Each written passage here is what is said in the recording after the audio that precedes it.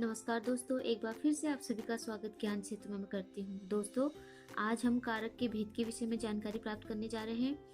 यह तो पता ही होगा कि कारक के 8 भेद होते हैं। तो कारक चिन्हों के विषय में हम जानकारी प्राप्त कर लेते हैं दोस्तों। तो चलिए दोस्तों, शुरू करते हैं। कारक हिंदी में कारकों की संख्या 8 मानी गई है, ये तो आपको पता ही होगा। इन कारकों के नाम एवं उनके कारक चिन्हों का विवरण इस प्रकार है। फर्स्ट है कर्ता। कर्ता में ने कारक चिन्ह लगेगा। ने कारक चिन्ह लगे। कर्ता यानी किसी काम को करने वाले को कर्ता कहते हैं और उसका कारक चिन्ह है ने। जैसे राम ने रावण को मारा, तो इसमें राम ने लगा, तो कर्ता के द्वारा जो कार्य हुआ वो कर्ता ने। ठीक है, जिसमें क्रिया को संपन्न करने वाला जो होता है उसे कर्ता कहते हैं। और इसका उदाहरण है जैसे राम ने रावण को मारा, इसमें राम है कर्ता। ठीक है, तो क्रिया को संपन्न करने वाला क्या कहलाता है? कर्ता कहलाता है। दूसरा है कर्म। कर्म को या अब इसमें क्या होता है? कर्म मीन्स क्रिया से प्रभावित होने वाला जो कार्य होता है उसे कर्म कहते हैं दोस्तों। क्रिया से प्रभावित होने वाला जो कार्य होता है उसे कर्म कहते हैं। अगला है करण। करण से इसका चिन्ह है, इसका कारक चिन्ह है से के द्वारा, से या के द्वारा। अब करण कारक में क्या होता है? तो क्रिया का साधन या उपकरण, जिस साधन के द्वारा हम कोई क्रिया कर रहे हैं या जिस उपकरण के द्वारा हम कोई क्रिया कर रहे हैं। जैसे किसान ने हल से खेत जोता, तो इसमें उपकरण क्या आ गया? हल। तो करण कारक में से उपकरण, से जो है वो उपकरण के रूप में प्रयोग होता है। जैसे किसान ने हल से खेत जोता। ठीक है, अगला है संप्रदान कारक। संप्रदान कारक के कारक चिन्ह है को या के लिए। अब समझिए दोस्तों, संप्रदान कारक में क्या क्या आता है? जिससे क्रिया के उद्देश्य, उसका प्रयोजन का बोध, जिसके लिए कोई क्रिया संपन्न की जाए, जिसे कुछ प्रदान किया जाए, उसे संप्रदान में आता है। संप्रदान के अंतर्गत आता है को या के लिए, यानी किसके लिए कोई चीज दी जा रही है या कोई चीज प्रदान की जा रही है। जैसे बच्चे को भोजन दो, इसमें संप्रदान क्या है? बच्चे को। ठीक है, और मैं शाम के लिए मुरली ले जा रही हूँ, या मैं शाम के लिए मुरली ले जा रही हूँ, इसमें क्या होगा? संप्रदान कारक के लिए, किसके लिए? शाम के लिए। तो इस तरह ये संप्रदान कारक का क्या है? कारक चिन्ह के लिए। अगला है अपादान। अपादान का कारक चिन्ह है से, और से इसमें क्या होता है? अलगाव, यानी किसी चीज का अलग होना इसमें दर्शाया जाता है। अलगाव कारक चिन्ह क्या है? से। पर इसमें ध्यान रहे कि दोस्तों यहाँ पे अलगाव होता है, किसी चीज से अलग होने की स्थिति में वहां पे अपादान होता है। जैसे लोग गांव से चले गए, और आपको विशेष रूप से बता दूं दोस्तों, जिससे अलगाव होता है वो स्थिर चीज से ही कोई चीज अलग होती है। जैसे पेड़ से पत्ता गिरा, तो पत्ता किससे गिरा? पेड़ से। तो अलगाव से है पेड़, अलगाव क्या है? पेड़। गांव से लोग गए, तो इसमें अलगाव क्या है? गांव। अगला है संबंध। संबंध में का, के, की, रा, रे, री, ना, ने, नी, इनमें से कोई एक शब्द छुपा होता है संबंध के अंतर्गत। ठीक है, तो संबंध कारक नाम से ही पता चल जाए। संबंध कारक आपस में संबंध बताया जाता है। वह मीरा का भाई है, वह श्याम की बहन है, वह रोहित का भाई है। इस तरह से संबंध बताया जाता है। यह मेरी पुस्तक है, मेरी, तो यहाँ पे री आ गया। इस तरह से ये कारक चिन्ह संबंध के अंतर्गत छुपे होते हैं। जैसे का, के, की, रा, रे, री और नाने, नी, ये कारक चिन्ह। जैसे का, के, की, रा, रे, री और ना, ने, नी, ये कारक चिन्ह इसमें छुपे रहते हैं। किसमें? संबंध कारक के अंतर्गत ये कारक चिन्ह छुपे रहते हैं। अगला है दोस्तों अधिकरण कारक।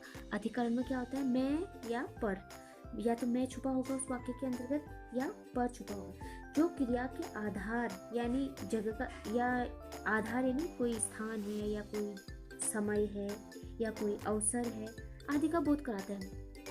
ठीक है, अधिकरण, वहां पे अधिकरण कारक होता है। तो जैसे हैं बच्चे 10 बजे खेलते हैं, और स्थान, जैसे स्थान आ गए, स्थान कोई भी जगह, बच्चे विद्यालय में हैं। अधिकरण जो क्रिया के आधार कहाँ है? अधिकरण स्थान विद्यालय में। तो इस तरह से अधिकरण में क्या आता है? स्थान किस अवसर पर? विवाह के अवसर पर, पूजा के अवसर पर, ठीक है, प्रतियोगिता के अवसर पर, किसी भी कारण में वाक्य में जो अगर ऐसा आ गया तो वो अधिकरण कारक के अंतर्गत आएगा। अगला है दोस्तों संबोधन में ए, हे, अरे, ओ, इस तरह से किसी को संबोधन, नाम से पता चल रहा है संबोधन यानी किसी को संबोधित किया जाता है। तो वहां पे किसी को पुकारा जाता है, या संबोधित किया जाता है, नाम से पता चल रहा है कि संबोधन हो रहा है, तो वहां पे संबोधन कारक होता है।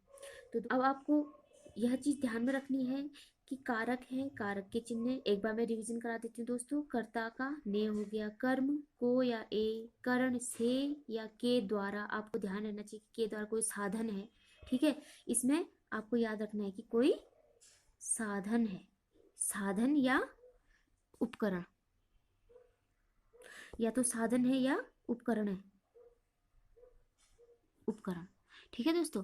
या तो साधन या उपकरण इसके अंतर्गत आता है। अगला है संप्रदान। संप्रदान कारक में क्या है? संप्रदान कारक में को या के लिए, किसके लिए है, किसी के लिए जब कोई चीज दी जाती है, आप संबोधित करते हो किसको या किसके लिए, तो वहां पे संप्रदान कारक है। अपादान यानी अलगाव, किसी चीज से अलग होने की स्थिति में। ध्यान रहे कि जहाँ अपादान है वहाँ अलगाव, अलग होने की स्थिति में वहां पे अपादान कारक आएगा। संबंध में संबंध दर्शाया जाएगा, का के की रा रे री या ना ने नी, ये शब्द इसमें आएंगे। अधिकरण में आएगा मैं पर। अधिकरण में क्या आएगा? मैं पर। दोस्तों एक बार फिर से मैं आपको रिवीजन करा देती हूँ। इसमें आपको ध्यान रहे कि कारक के भेद कौन कौन से हैं। कर्ता का ने हो गया, कर्म को यानी कोई साधन या उपकरण है जहाँ पे, और संप्रदान के को या के लिए, जब किसी को प्रदान किया जाता है कोई चीज तो किसके लिए, तो वहां पे को या के लिए आएगा। अपादान से, यहाँ पे याद है कि अपादान में से अलगाव की स्थिति में आता है।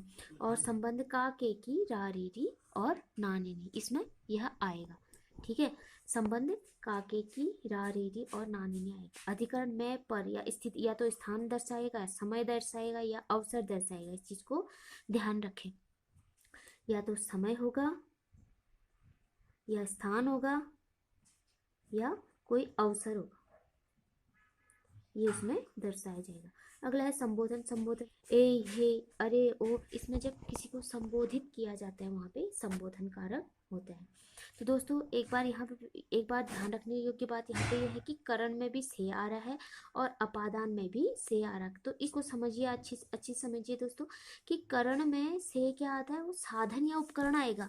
उस वाक्य में साधन, या तो कोई साधन जिसके द्वारा क्रिया की जा रही है, या तो कोई साधन आएगा या कोई उपकरण आएगा, उपकरण आएगा। इसमें से या के द्वारा, यानी यहाँ पे कोई या तो कोई साधन आएगा या कोई उपकरण आएगा। यहाँ पे करण कारक के अंतर्गत साधन या उपकरण, इसका ध्यान रखना।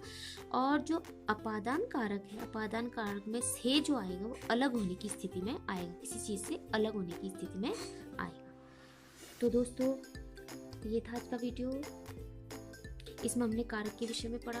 दोस्तों वीडियो कैसा लगा ये आप मुझे कमेंट बॉक्स पे कमेंट करके बता सकते हैं। और दोस्तों यदि आज की इस वीडियो से अगर आपको कुछ भी नॉलेज प्राप्त हुई हो तो प्लीज़ दोस्तों मेरे चैनल को सब्सक्राइब करें और लाइक करें, अपने दोस्तों में शेयर जरूर करें दोस्तों। तो चलिए मिलते हैं एक नई वीडियो के साथ, कुछ नई जानकारियों के साथ। तब तक के लिए नमस्कार दोस्तों, और वीडियो के अंत तक बनने के लिए बहुत बहुत धन्यवाद।